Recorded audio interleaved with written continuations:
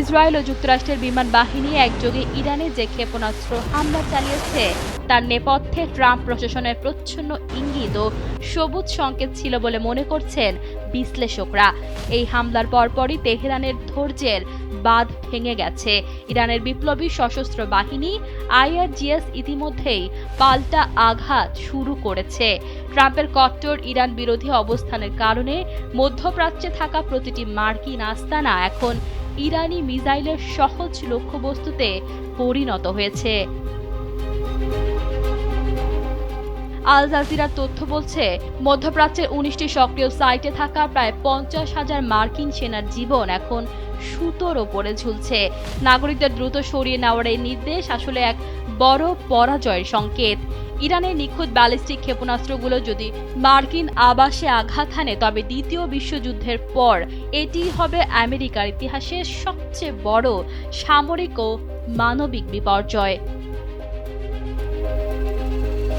ফরাসি ও ইরানি গণমাধ্যমগুলোর দাবি, কাতারের আল উদেইদ থেকে শুরু করে কুয়েতের আল সালেম এবং বাহরাইনের পঞ্চম নৌবহর সবই এখন ইরানি ড্রোন ও মিসাইলের লক্ষ্যবস্তু। বৃষ্টির মতো আছড়ে পড়া এসব ক্ষেপণাস্ত্রের মুখে বছরের পর বছর ধরে গড়ে তোলা মার্কিন আধিপত্য এখন তাসের ঘরের মতো ভেঙে পড়ছে। ট্রাম্পের তথাকথিত একরোখা নীতি আজ হিতে বিপরীত হয়ে আমেরিকার জন্য এক চরম বিপর্যয় ডেকে এনেছে। ট্রাম্পের এই একগুঁয়েমি শুধু সৈন্যক্ষয় নয়, আমেরিকার সামরিক মেরুদণ্ডই ভেঙে দিয়েছে। কাতারের আল উদেইদ ঘাঁটি অচল হওয়া মানে মধ্যপ্রাচ্যের আকাশে আমেরিকার নিয়ন্ত্রণ হারানো। একইভাবে বাহরাইনের নৌঘাঁটি ক্ষতিগ্রস্ত হওয়ায় পারস্য উপসাগরে মার্কিন যুদ্ধজাহাজগুলো এখন অরক্ষিত।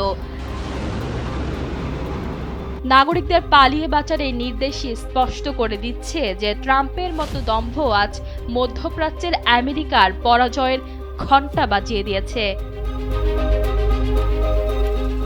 ঈশিতা আক্তার, সময়ের আলো।